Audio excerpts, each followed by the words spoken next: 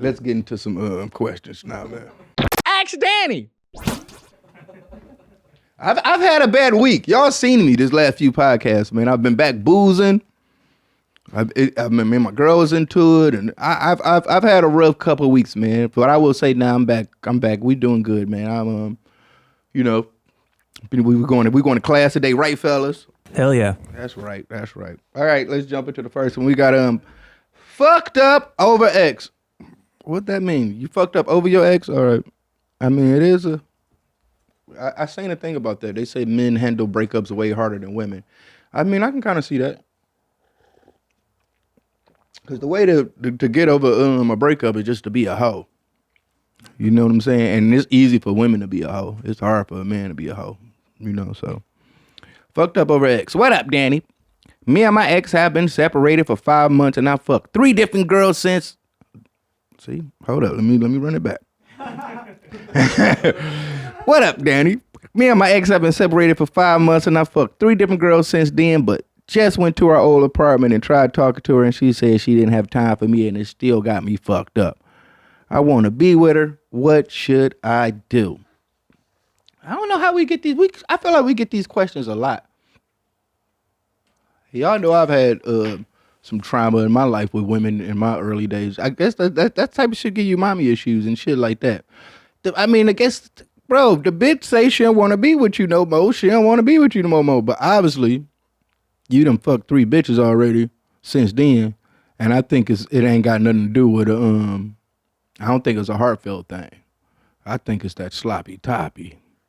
And that would be something that take over a nigga brain sometime. And I'm telling you, it's just something that just got you and she put that bad motherfucker on you.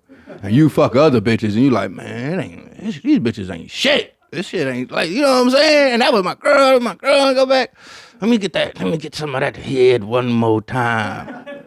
You know what I'm saying? That's all it really is. But that's just, it is what it is, man. It's another one out there though, man. You just gotta, you just lost that one, man. Like Lauryn Hill said, you might win some, but you just lost one, bro.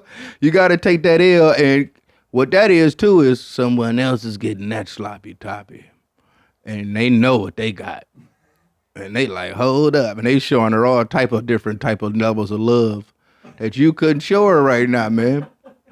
You know what I'm saying? That's all it is, man. This nigga might be doing boardwalks, ill type of flower arrangements, candies and shit. Cause she fuck around. You might had an experienced dick, and the sloppy top. You recognize that it was good. Like, this shit fire, cause you done fuck with a lot of trash bitches.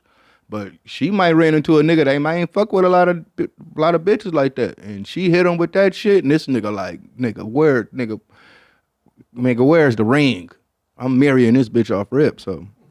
You lost that one, man. That's all I'm gonna tell you. She got a nigga that's just being lovey-dovey. Sorry, bud. That's what I tell my dog. See what I'm saying? Like, sorry, bud. You can't eat none of this. Like that, cause ever since the Taco Bell fiasco, he's been shitting everywhere. So now, he be seeing me eating, he be running up on me, be like, what's up? Like, sorry, bud. Can't get none of this. That's what that was for you right there. Sorry, bud. You can't get. Do stand up, Danny. Oh, shit. Hey, Danny, big fan, long-time listener, wild mate, recent fan of your podcast, your music, and overall personality. On your episode where my mom's you mentioned that Hannibal Buress is rapping now and getting better and better. In the same minute, mentioned that you would get into stand up until you're 50 without putting 10,000. All right. I get what you're asking. I'm not even about to read this whole shit. All right, yeah.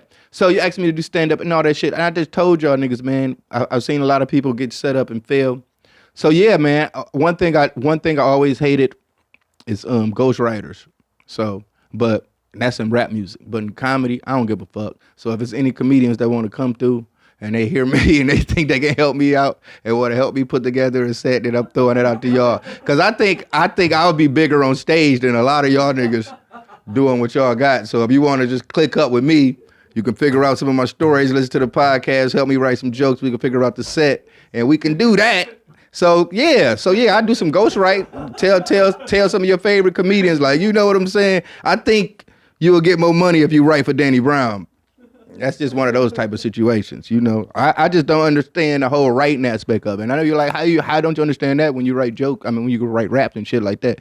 Yeah, rap is a rhythmic thing, and you can hide behind the beat. When it's just stand up comedy, it's like, you know, it's just you and the mic. You know, it's just one mic, and that's just like, nigga, you one step from being a president. That's some politician type shit. So, and them niggas got ghostwriters. So what the fuck?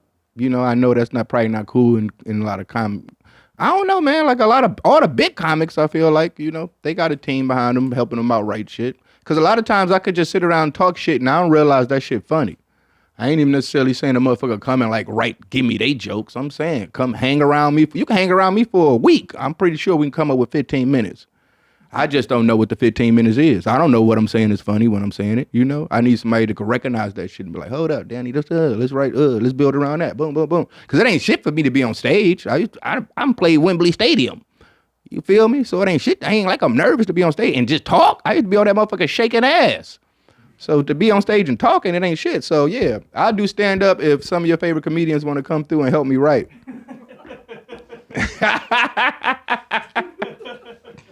So shouts out to all the real comedians that know. If you want to get some money, fuck with your boy. Next up, we got scared of white women. Hey, Danny, I was a foster care child, never knew my family. Damn. As I've gotten older, I realize I don't hook up with any white women due to the fear of accidentally hooking up with someone I'm related to. Do you think this is an irrational, or should I continue avoiding white women? Keep up the great work on the podcast and keep feathering it. Sincerely, Adam the Mailman. That's kind of crazy, man. You think I don't know, man. That's kind of stupid, to be honest, man. I don't. That's anybody in the world. That's like me saying I don't want to fuck no black bitches because I might be related to them, man. How many people? I mean, I know you don't understand, but man, no, man, you're not dog. You just don't like white bitches. You just don't want to accept it, man. And it's hard, man. It's hard. As being a nigga named Adam trying to fuck with some bitches from the streets, some hood bitches, man. I'm like, Adam, man, what's up? Where my money at, Adam? I can already see it, man. So I don't know. You might need to be dating white women, Adam the mailman, because they gonna, where my check? They gonna leave them alone. All right, next up we got. I just don't know. I really don't know what to say about that one. I try my best. I'm sorry. See, told y'all, man, come through, help your boy write. We gonna get this podcast cracking.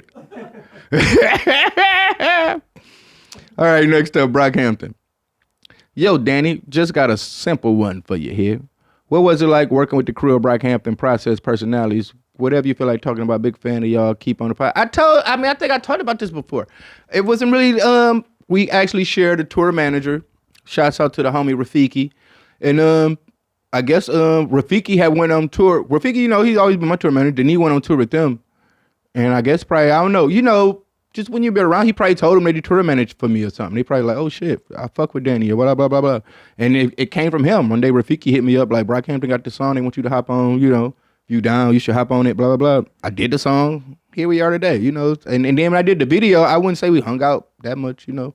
I got a chance to kick it with him and, you know, talking shit. But you got to understand so much of an age gap with me and I'm 41 years old, like all them, like leaving late, early 20s and shit like that. So, you know, I'm not saying like, I feel like, you know, I don't know. It's just like so much of an age gap with me, you know. With a lot of these kid rappers and shit. So I feel like it's hard for them to have a conversation with me in some sense without it end up just being me telling them what they need to do with their life. And I don't be wanting to tell people what to do with their life, especially when they got more money than me. It's like, what the fuck you talking to me about this shit for?